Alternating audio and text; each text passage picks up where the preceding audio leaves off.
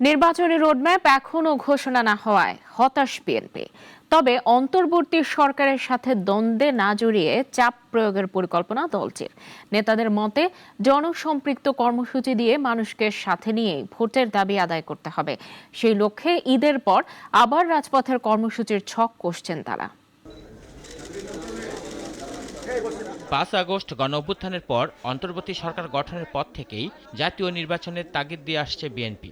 কিন্তু গত ৭ মাস পেরিয়ে গেলেও নির্বাচনী কোনো রোডম্যাপ এখনো ঘোষণা হয়নি। এটা সম্ভব করেছে যে তরুণ সমাজ। প্রথম থেকেই সরকারের পক্ষ থেকে সংস্কার ইস্যুতে জোর দেওয়া হলেও নির্বাচন নিয়ে তেমন তোড়জোড় ছিল না। দেরিতে হলেও বিএনপি সহ কয়েকটি রাজনৈতিক দলের নির্বাচনের দাবির মুখে চলতি বছরের ডিসেম্বর বা পরের বছরের জুনের মধ্যে নির্বাচনের কথা বলছে সরকার। তবে সরকারের তরফ থেকে মৌখিকভাবে বলা হলেও নির্বাচনী কোনো রোডম্যাপ ঘোষণা হয়নি, আর এতেই হতাশ বিএনপি। বিএনপি নেতারা বলছেন সংস্কার হচ্ছে চলমান প্রক্রিয়া। তাছাড়া সব সংস্কার এ সরকারের পক্ষে সম্ভব না।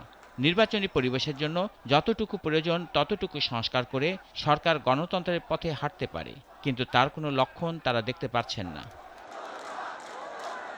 নাগরিক টিভিকে বিএনপি নেতারা বলছেন গণতন্ত্রের জন্য নির্বাচনের বিকল্প নেই, অথচ এক ধরনের ধোঁয়াশা তৈরি হচ্ছে নির্বাচন নিয়ে। এরই মধ্যে নানা ষড়যন্ত্রের গন্ধও পাচ্ছে বিএনপি। জানিয়ে নেতারা বলছেন দ্রুত নির্বাচনী রোডম্যাপ না এলে তারা আবার রাজপথে নামতে বাধ্য হবেন।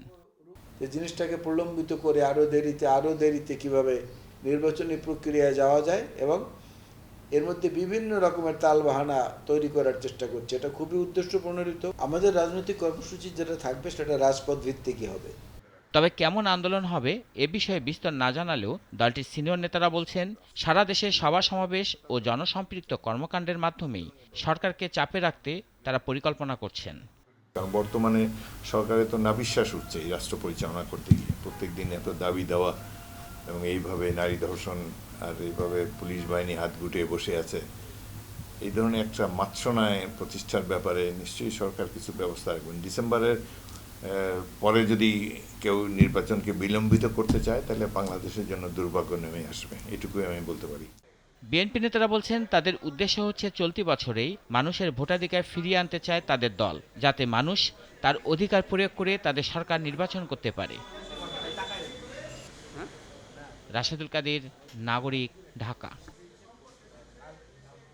ওয়ালটন আবারও মিলিনিয়ার অফারে ওয়ালটন ফ্রিজ কিনে আপনিও হয়ে যেতে পারেন মিলিয়নিয়ার।